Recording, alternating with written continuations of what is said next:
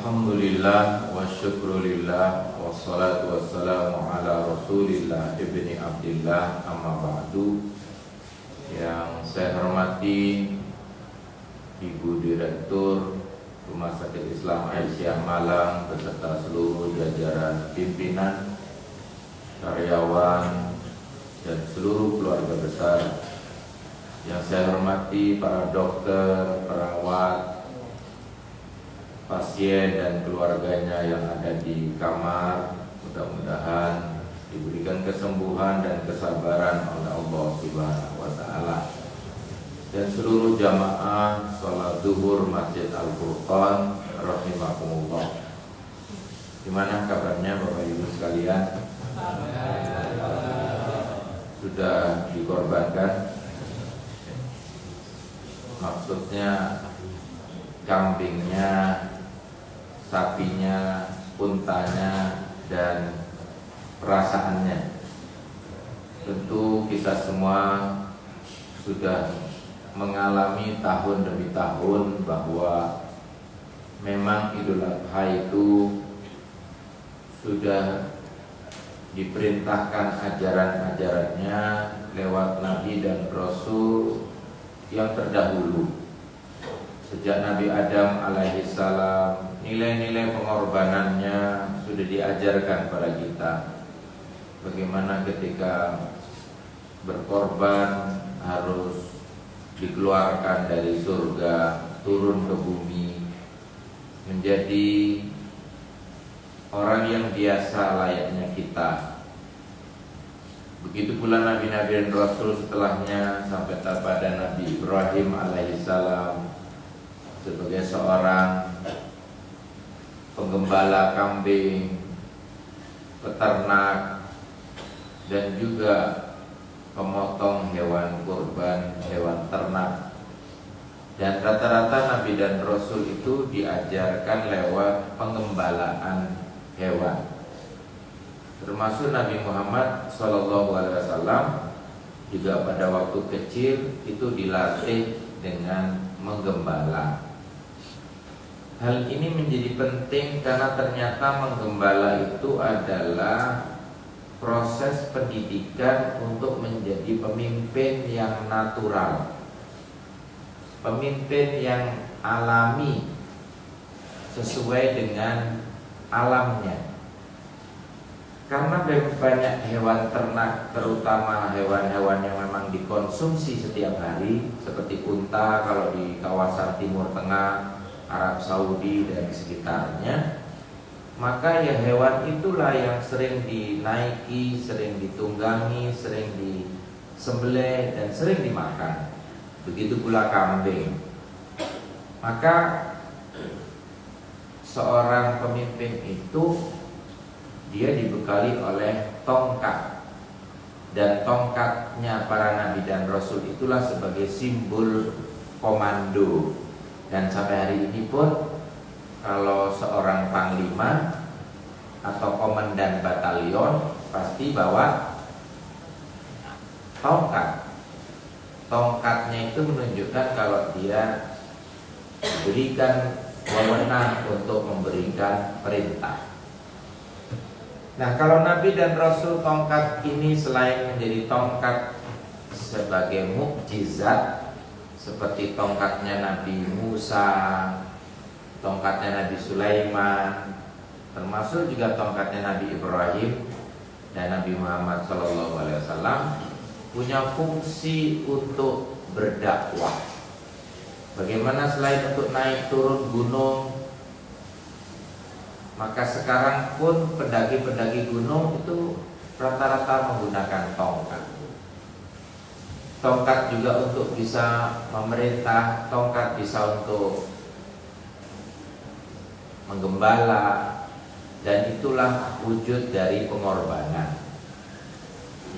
Kita semua juga punya tongkat masing-masing yang fungsinya untuk menata hati kita supaya kita tidak liar seperti binatang. Kadang-kadang kita emosi. Nah, pada saat emosi itulah sebenarnya sifat-sifat kebinatangan kita itu muncul. Kalau anjing namanya lagi emosi menggonggong, betul ya? Nah, Bapak Ibu, kalau marah jangan seperti anjing. Karena memang sifat-sifat itu ada pada kita. Kata Allah, ulaika kal an'am bal hum adall. Jadi manusia itu kalau sudah melampaui batas-batas manusianya, dia itu seperti binatang, bahkan lebih buas daripada binatang. Kalau marah, kalau rendah, sifatnya lebih rendah daripada binatang. Mari kita coba bandingkan. Kalau bajing itu biasanya naik dari apa ke apa?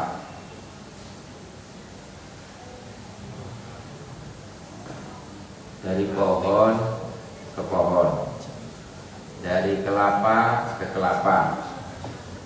Kalau naik dari truk yang mengangkut kelapa, dari truk menuju ke truk yang lain, namanya apa? Nah, kasih an lah di belakangnya itu. Bajing an. Loncatannya sama, sifatnya sama, tetapi bagaimana kita bisa membedakan bajing dengan bajingan? Binatang itu juga suka mencuri. Ternyata manusia itu juga begitu. Cuma namanya saja keren, korupsi. Kenapa dinamakan korupsi? Mungkin karena untuk istrinya. Karena istrinya itu kalau dipanggil say gitu ya. Kalau seekor kera makannya memang cuma pisang, tetapi kalau ada kacang dia masih minta lagi. Mulutnya penuh, tangan kanan menyaut, tangan kiri pun juga maju. Nanti kaki kanannya juga begitu, masih minta, kaki kirinya juga. Terakhir diletakkan di keleknya. Nah, manusia itu kadang sifat-sifat kera itu juga muncul. Kalau seekor kerbau itu sebuas-buasnya seekor kerbau, makanannya cuma rumput. Tapi kalau sudah kita kumpulnya laki-laki dan perempuan pun, kalau itu tanpa ijab qabul, disebut dengan kumpul kebo. Jadi sifat kebonya itu sudah sama. Karena kebo tidak menikah, kita kalau kumpul pun tidak menikah, disamakanlah sama kebo.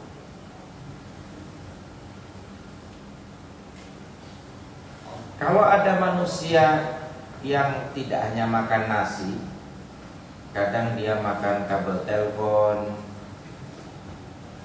kadang batu pasir, ya kalau kurang kadang semen, gitu kan. Kalau nanti minumnya dengan solar, pertalite, mungkin juga pertamax. Kita dengar ada pengoplosan bahan bakar di tengah jalan. Siapa yang minum tuh? Ya manusia. Kadang hewan tidak sampai seperti itu. Jadi sifat-sifat kita ini kalau sudah melampaui sifat kemanusiaan kita, kita akan masuk ke sifat kebinatangan dan melampaui sifat kebinatangan. Dan itu posisinya menjadi lebih rendah daripada binatang. Ada namanya illegal logging, pembalakan hutan. Itu merusak habitat. Yang semestinya binatang ada di hutan, kita akan lihat ada zona triple zona. Ada zona hijau, ada zona coklat, ada zona hitam. Apa bedanya di hutan itu kok bisa ada 3 zona? Kalau zona hijau berarti apa? Pohonnya masih ada. Kalau zonanya coklat, habis ditebang. Tapi kalau zonanya hitam, habis dibakar. Jadi tidak mungkin ada namanya kebakaran di hutan, pasti dibakar. Dan siapa itu? Masa binatangnya? Ya nggak mungkin juga. Manusianya lah yang membakar. Untuk menutupi illegal logging. Nah, coba bayangkan, kalau sudah merusak habitat, maka yang terjadi binatang-binatang itu pasti akan keluar dari hutan. Yang katanya singa itu raja hutan, singa itu sekarang udah turun ke lapangan sepak bola. Ya, singa edan. Macan sudah tidak ada lagi di hutan. Dia naik ke panggung, nyanyi dangdut. Rio macan. Buaya-buaya sudah tidak lagi di sungai karena sungainya sudah penuh dengan polusi, limbah. Dia naik ke darat, jadilah buaya darat. Belum lagi tikus-tikus hutan, mereka akan masuk ke kantor, jadilah tikus-tikus kantor. Dan kera-keranya pun juga tidak lagi bergelantungan antar pohon seperti Tarsan, tapi mereka akan menjadi kera-kera berdasi. Begitulah Bapak Ibu, ternyata semuanya binatang-binatang sudah pada berwujud manusia. Ataukah manusianya yang berwujud binatang? Na'udzubillah, tsumma na'udzubillah. Idul Kurban, Idul Adha, salah satu pelajarannya adalah janganlah menjadi seorang binatang. Jadilah seekor manusia. Oh, kebalik. Ya, itulah dunia ini sudah terbalik dan kiamat sudah dekat. Mudah-mudahan seluruh pengorbanan kita diterima oleh Allah Subhanahu wa taala. Allahumma ja'alna minal muqarrabin wal mutaqarribin. Allahumma ja'alna qurbanan maqbulan wa ja'alna hajjan mabrura wa umratan maqbulan wa sa'yan maskura wa dzamban maghfura wa tijaratan lan tabura wa amalan sholihan maqbula. Terima kasih dan mohon maaf kalau ada sumur di ladang, boleh kita menumpang mandi. Kalau tausiah saya kurang panjang, bisu-bisu bisa diundang lagi. Assalamualaikum warahmatullahi wabarakatuh.